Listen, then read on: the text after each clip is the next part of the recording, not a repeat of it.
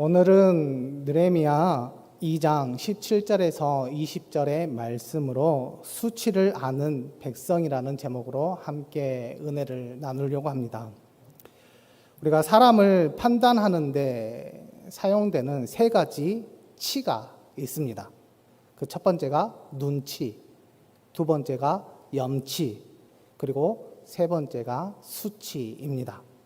먼저 눈치를 이야기해 보면 눈치가 있느냐 없느냐에 따라서 그 사람의 지혜를 가늠해 볼 수 있습니다. 그래서인지 이런 말이 있습니다. 눈치가 빠르면 절간에서도 새우젓을 얻어먹을 수 있으며 눈치가 무디면 삶아놓은 오리도 다 날아간다라는 말이 있습니다. 그만큼 지혜를 가늠할 수 있음을 우리에게 가르쳐주고 있습니다. 다음으로 염치인데요. 염치 역시 염치가 있느냐 없느냐 따라서 그 사람의 A를 짐작할 수 있습니다. 그래서 대부분 어떤 부탁을 할 때 이런 말을 합니다. 염치 불구하고 한 가지 부탁을 드리겠습니다. 또 염치 없는 사람에게는 이런 말을 합니다. 사람이 왜 그렇게 염치가 없어? 라고 말하면서 A를 강조하는 것 같습니다. 또한 마지막으로 수치인데요. 수치를 아느냐 모르느냐에 따라서 그 사람의 인격을 판단할 수 있습니다. 그래서 수치가 발치인 줄 모르면 짐승보다 못한 게 인간이 아니던가라는 말이 있듯이 인격을 판단할 수 있음을 우리에게 가르쳐주고 있습니다. 우리 함께 인사하면서 고면했으면 좋겠습니다. 눈치, 염치, 수치를 잘 관리합시다. 이렇게 인사.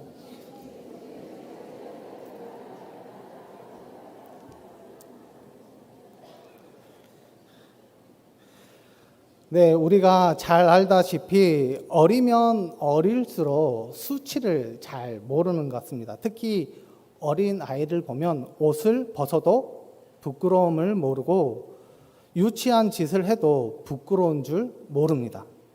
즉 옳고 그름의 개념이 없고 판단이 정확하지 않기 때문에 부끄러워할 줄 모른다는 것입니다.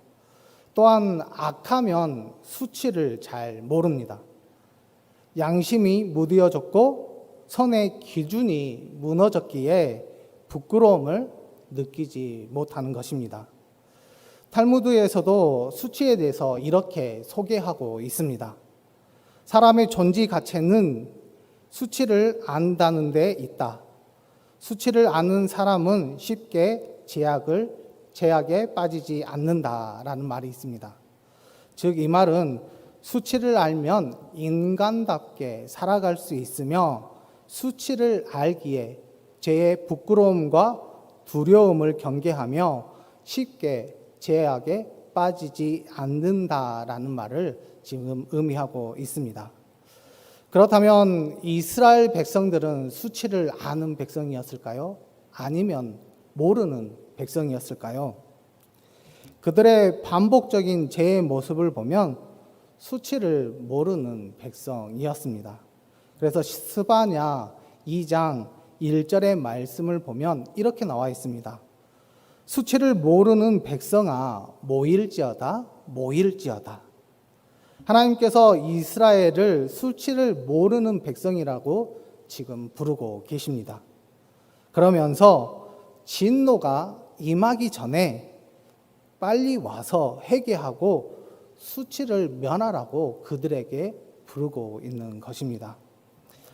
우리가 이스라엘의 역사를 보면 여러 가지 치욕적인 사건들을 많이 발견할 수 있습니다. 그 중에서 애굽에서 430년간 종살이를 하게 되는 것을 보게 됩니다. 그런데 이것을 성경에서는 애굽의 수치라고 이야기를 하고 있는데요. 하나님께서 이 수치를 하나님께서 바로 해결해 주십니다. 어떻게 해결해 주시느냐? 바로 종살이했던 그 애굽으로부터 구원해 주셨으며 축복의 땅, 약속의 땅, 젖과 꿀이 흐르는 땅으로 그들을 인도해 주셨습니다. 이제 여호수아의 인도하에 그들은 요단강을 건너 처음으로 진친 곳이 길갈이라는 땅에 그들이 진을 치게 됩니다. 길갈의 이름은 이런 의미를 가지고 있습니다. 굴러간다라는 의미를 가지고 있는데요. 그렇다면 하나님께서 왜 이스라엘 백성들을 길갈이라는 곳에 진을 치게 하셨는지 그 이유가 분명하게 있습니다. 우리 여호수아 5장 9절의 말씀인데요. 우리 5장 9절의 말씀을 같이 한 목소리로 읽겠습니다. 시작. 여호와께서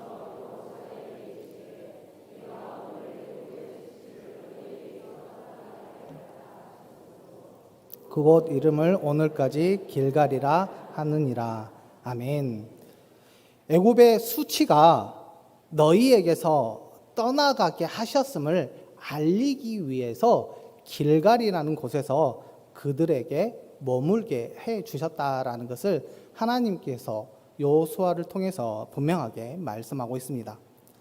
그런데요, 이스라엘 백성들이 이 애굽의 수치를 어느 정도 벗어나게 되었을 때 그들에게 또 다른 수치가 찾아오게 되는 것을 보게 됩니다. 그것이 무엇이냐? 가나안의 수치였습니다. 즉 가나안 사람들과 뒤섞여 살았습니다. 또한 그들의 자녀들과 자신의 자녀들이 혼인하며 서로 사돈 관계를 맺고 살았습니다. 그들의 신 바알과 아스다롯을 자연스럽게 섬기게 되었습니다. 이런 일을 행함에도 불구하고 어찌된 일인지 이스라엘 백성들은 수치를 전혀 모르고 있었습니다. 이 일로 그들은 하나님으로부터 엄청난 심판을 받게 되었고 나라의 조롱거리, 수치가 되고 말았습니다.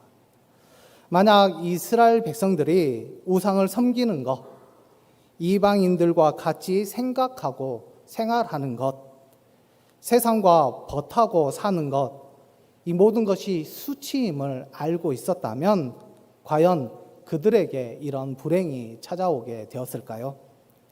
아마 그렇지 않았을 것입니다.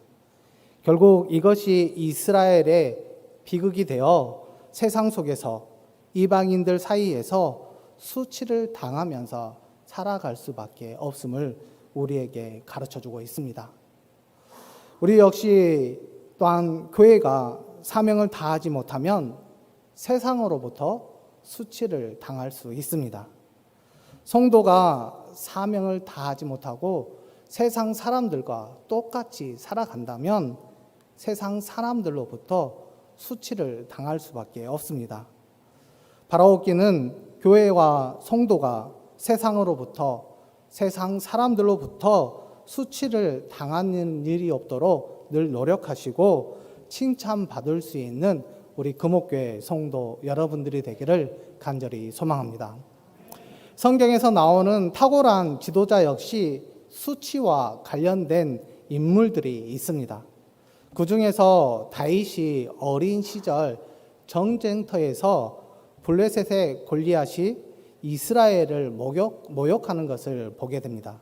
그리고 그것을 들었습니다. 그때 다윗은 수치심을 느끼게 되었고 믿음으로 나아가 물맷돌로 골리앗을 쓰러뜨려 백성들의 수치를 깨끗하게 해결하는 그 장면이 나오게 됩니다. 이와 비슷하게 오늘 말씀에서도 탁월한 지도자가 나오게 되는데요. 그가 누구이냐?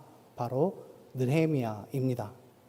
이스라엘 백성들은 불순종과 우상 숭배로 하나님의 진노를 사게 되었습니다. 결국 바벨론의 침공을 받게 되었고 이 침공으로 예루살렘의 성벽과 성전이 무너지게 되었습니다. 더 수치스러운 것은 이스라엘의 멸망과 포로 생활이었습니다.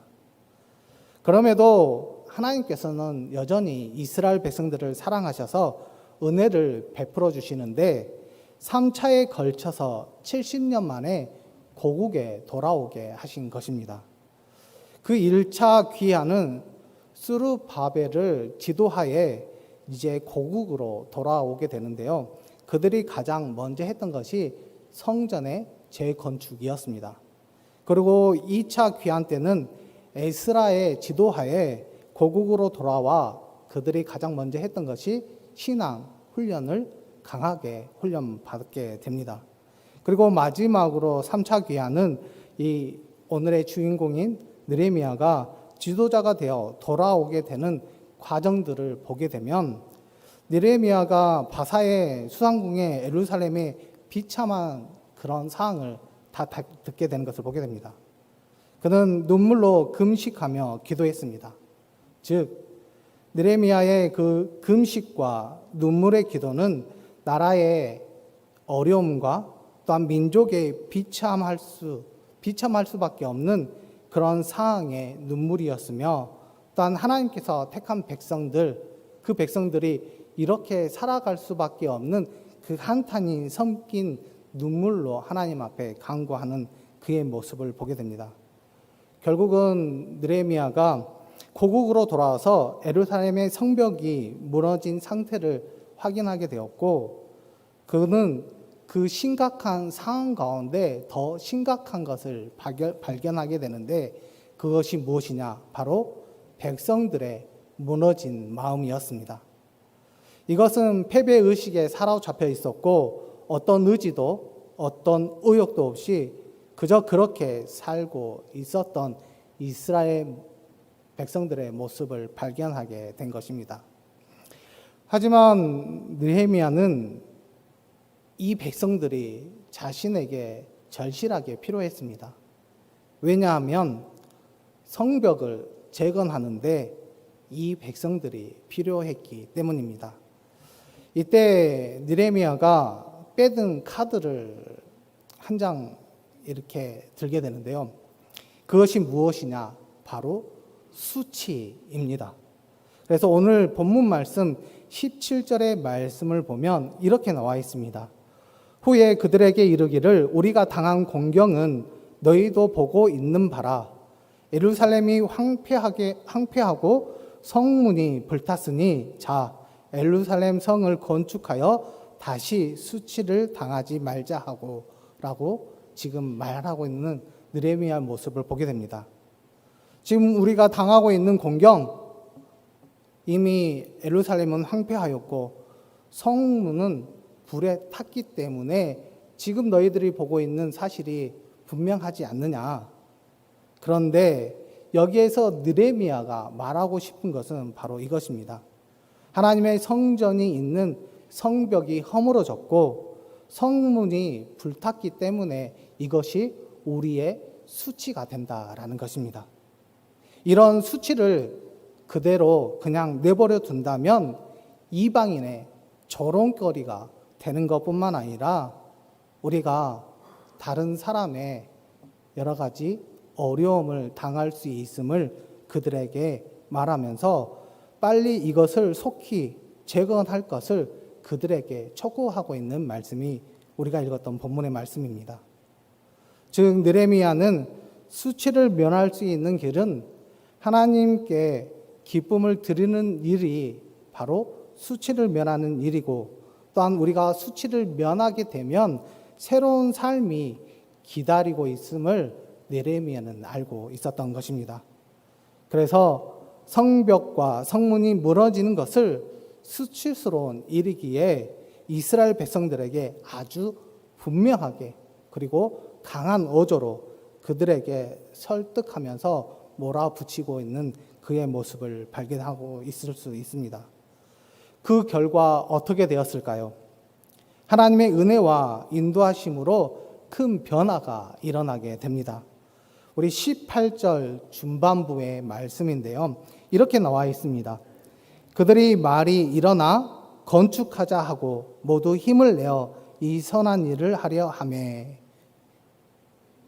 분명하게 그들 마음 가운데 이제 수치를 벗어버리고 우리가 하나님을 위한 마음이 생겨 우리가 다시 성을 재건하고 성문을 다시 설치하는데 우리가 손수 나서서 열심히 하자라는 그들의 백성의 모습을 보게 됩니다.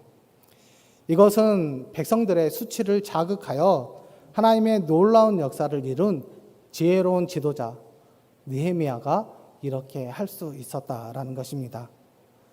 느헤미야의 지도하에 이스라엘 백성들은 이제 수치를 당하지 않는 놀라운 일들을 일어나게 만들었으며 이후에는 하나님을 찬양하며 하나님 앞에 귀한 백성으로서의 삶을 살아가는 그들의 모습을 발견할 수 있습니다. 그렇다면 오늘 말씀을 통해서 우리 또한 수치를 아는 성도가 되어야 합니다. 세상의 빛과 소금이 되라고 하신 그 예수님의 말씀에 순종하지 못한다면 그 말에 우리가 수치를 알아야 합니다. 세상을 밝히고 세상을 변화시키지 못한 것에 대한 부끄러움이 있어야 합니다. 교회가 가진 자들과 권력의 대변인이 되지 말아야 합니다. 성도가 세상 사람들과 같은 생활 방식을 가지고 살아가지 말아야 합니다. 이것은 하나님께 수치이고 또한 우리에게도 수치이기 때문입니다. 만약 수치를 알지 못한다면 하나님의 자녀로서의 삶을 잘 살아가는 것 어려울 뿐만 아니라 또한 힘든 생활을 하게 될 것입니다. 하지만 우리가 수치를 알게 된다면 하나님의 원하시는 삶을 사는 것뿐만 아니라 하나님의 사명을 잘 감당하며 또한 하나님의 나라를 위해 늘 사용을 당하는 귀한 자녀들이 되는 줄 믿습니다. 우리나라는 너무나도 부끄러운 것들을 좀 많이 가지고 있는 것 같습니다. 국제협력개발기구 OECD 이 통계 자료에 보면 교통사고, 그리고 저임금 노동자 수, 자살 증가율 1위, 이것을 달고 있으며 부패 지수 역시 높은 편에 속하는 국가입니다. 즉, 좋지 않는 모든 것을 다 가지고 있다라는 의미입니다. 그러기에 우리나라 국민들이 이런 것에 수치를 알아야 합니다. 그리고 지구상에 다 하나밖에 없는 분단 국가가 우리나라입니다. 이 타이틀도 씁쓸하고 수치스러운 일입니다. 또한 과거에는 여러 가지 나라의 어려움 때문에 지도자를 신뢰하지 못하고 또한 그 지도자들의 안타까운 일들을 우리가 발견할 수 있습니다. 그것뿐이겠습니까? 그 지도자들이 국민들을 무시하고 마음대로 통치하는 일들도 발생하게 된 것을 보게 됩니다. 또한 나라 안에 국민끼리 서로 욕하고 치고받고 어처구니 없는 일들과 사건, 사고들이 일어나는 것도 우리는 알 수 있습니다. 우리가 어디로 가든지 모르겠다라고 이야기하는 사람들, 어떻게 될지 모르겠다라고 자조 섞인 말들이 나오는 것이 바로 우리가 살아가고 있는 이 현실입니다. 우리나라 대한민국의 지도자들과 국민 또한 모두가 수치를 아는 백성이 되었으면 참 좋겠습니다. 부끄러운 것이 무엇인지 알고 벗어버려야 합니다. 그렇지 않고서는 우리에게 소망이 없습니다. 버젓이 비인간적인 일들을 해놓고 수치를 못하면, 수치를 모르게 되면 망하는 것입니다. 수치를 알고 고치려고 노력할 때 결국 우리에게는 미래가 있습니다. 수치를 아는 성도가 수치를 아는 백성이 되어야 합니다. 수치를 아는 성도가 수치를 아는 백성이 되게 해달라고 기도해야만 합니다. 이 나라의 백성이 모두 수치를 알고 생각하고 판단하고 행동하면 소망이 있습니다. 거기에 우리 하나님의 넓고 따뜻한 은혜가 내리면 우리나라는 놀라운 일들이 일어나는 것뿐만 아니라 어떠한 사고나 그런 일들이 일어나는 것이 아니라 하나님 주신 그 은혜로 평강을 누리며 살아가게 되는 줄 믿습니다. 우리나라 대한민국의 모든 사람들이 수치를 아는 백성이 되게 해달라고 간절히 기도할 수 있는 우리 금옥교회 성도 여러분들이 되기를 간절히 소망합니다. 그리고 우리뿐만 아니라 우리의 자녀들도 그 수치를 알고 또한 그 수치를 통해서 하나님 앞에 나아가게 됐을 때 우리 자녀 역시 하나님 앞에 더 쓰임을 받고 영광을 돌릴 수 있는 믿음의 자녀들이 될 수 있도록 기도하시고 또한 그 삶을 통해서 우리가 믿음 안에서 끝까지 생활하게 된다면 하나님께서 우리의 인생 가운데 축복된 삶이 될 수 있도록 또한 은혜의 삶을 살아갈 수 있도록 하나님께서 늘 함께 해주시고 또한 도와주실 줄 믿습니다. 그러기에 우리가 수치를 아는 백성으로 하나님 앞에 나아가 하나님 앞에 더욱더 영광을 돌리고 쓰임받고 하나님 앞에 더 나아가는 우리 금옥교회 성도 여러분들이 되기를 간절히 소망합니다.